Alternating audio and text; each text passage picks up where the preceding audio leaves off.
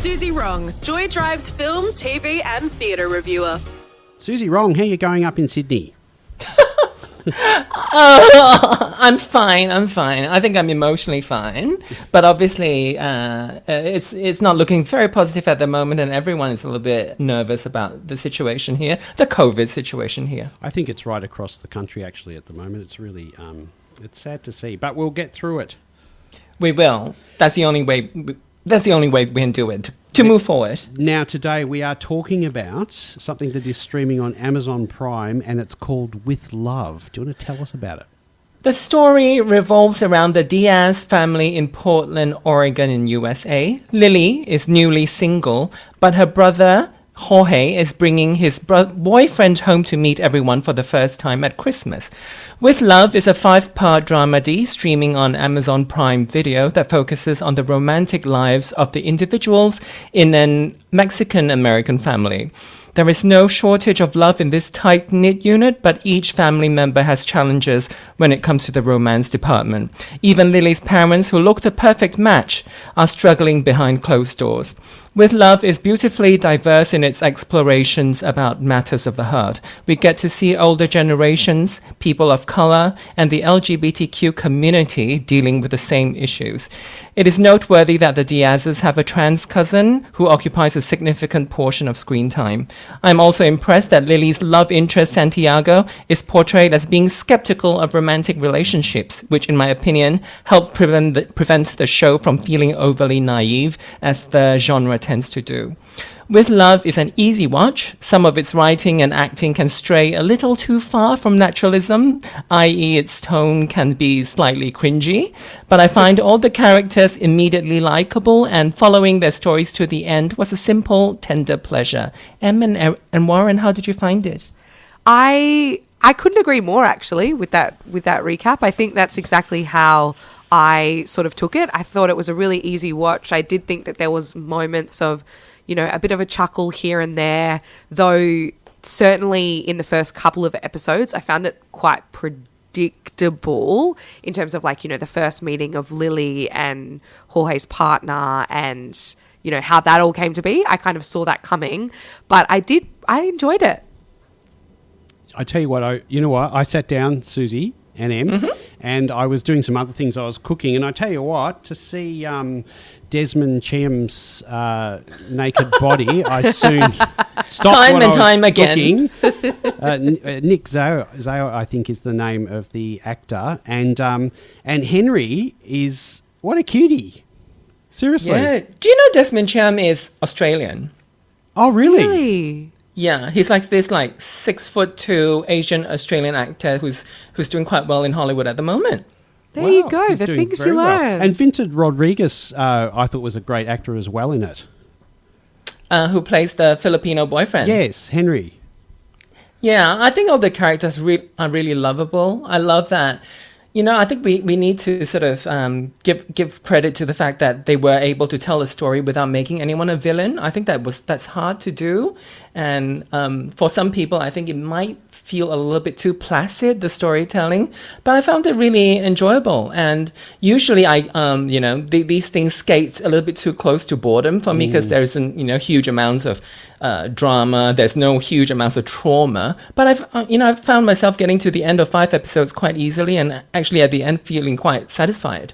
Yeah, what I really liked about it is it was multi-generational, very inclusive, multi-ethnic, all within the family. And, the family was quite religious too, yet they were so open and so accepting, because I thought, oh, wow, this is really unusual to see. It was a pleasant surprise. I thought it was a feel-good show. I've got to admit, the humour wasn't my style of humour. I found it a little bit cringy, to be honest. I agree with you there. But it was enough to escape and enjoy something, in the present time after, 2 years. It was set in the present time, wasn't it? They'd gone through the COVID thing, and they were celebrating 2022 at New Year's Eve. So I thought it was really good. I loved the spinster aunt. I think she was probably the only one who was a little bit outrageous. She was cool. Yeah. She was cool. But there's a warmth it's really great. The show. Yeah, it's really great that there's so much on the grandparents and the parents, and within an LGBT context. I think it's so important. Like we take it for granted sometimes. I think for people of color, there are very, very few examples of older people sort of living very acceptingly with their sort of their queer kids, and I think that's a really important thing for people to see. You know, like to see people of your own culture being accepting of your queer offspring. It rarely happens, and you know, when we watch it, it almost feels like we don't even quite notice that it's happening on screen, but actually I feel like these are rare occurrences, and it's good that it's happening on screen. I thought that, speaking of that intergenerational relationship and also, the way that they were accepting, I thought that it was quite an interesting concept when they had that sort of Q&A with Henry and the whole family about being bisexual. Oh, that was a great... I was expecting the worst. Yeah, then. I think initially I was like, oh my gosh, this is terrible. I feel so uncomfortable. This is, not going to go well. But I actually think that the way they ended up sort of scripting that and had, the questions be quite formulated and thoughtful, it actually ended up being like actually a really nice open conversation and actually kind of informative. Like if anyone was watching that, they would, potentially learn. They were curious in Yeah. the way they asked questions. They weren't shaming at all. And I thought that was great from a conservative religious family.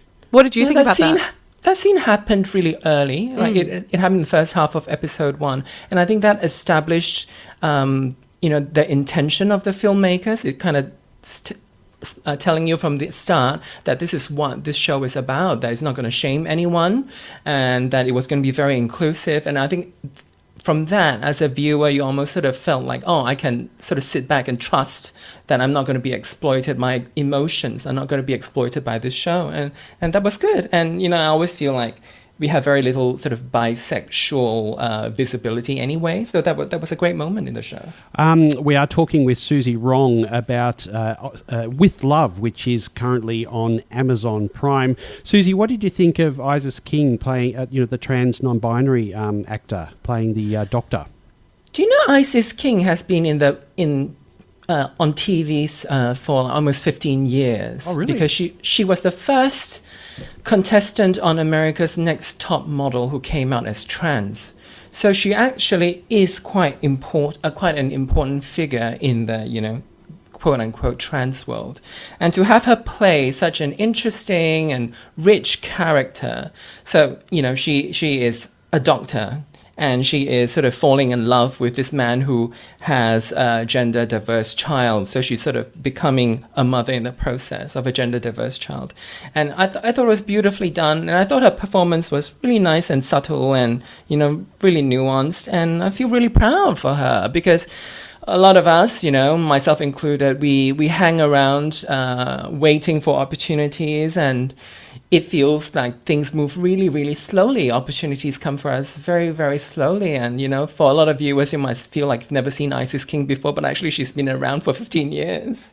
That's fantastic. And also within the show too, I noticed there were some serious things. Like I think the husband's name was George, and the wife who he'd lost interest in his wife, and because she'd been, and she sort of went through this realization that she'd been helping others pursue their dreams at the cost of her pursuing her dreams. So I was quite touched by that.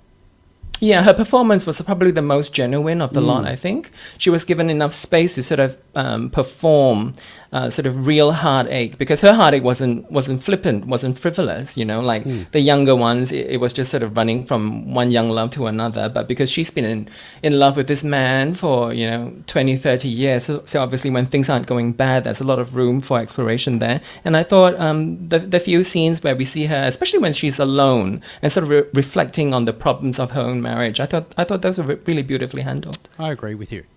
Now, Suzy, it would be remiss of us not to mention this because so Warren's been very excited all day, because I believe that you might have set Pose as homework. Yes, and right? It was our favourite show of, was it last year? No, the year before now. Yeah, it was one of the first shows we talked about, and I think we all fell in love with it really quickly and really hard. And MJ Rodriguez won the, I think, leading actress in a drama at Golden Globes yesterday. So that's a it's been a long time coming. There have been very, very few awards given to Pose over the last 3 seasons. So it was a great sort of, end to that chapter for her, and hopefully many more opportunities come up for her. You know what? I reckon that they were listening to our reviews here on Joy Drive. To hear us being so carried away by that show. Absolutely. Now, we were talking about With Love on Amazon Prime. Suzy, what is our homework for next week? Next week, Creamery, a comedy series from New Zealand. It's streaming on SBS On Demand. Set in the not-too-distant future in which a viral plague wipes out all the men on this planet. Wow. I don't know if I like that. Creamery. Okay. All right, Suzy, that's our homework for next week. Thank you so much for joining us. Thank you, and I'll see you next Tuesday. See you, Suzy.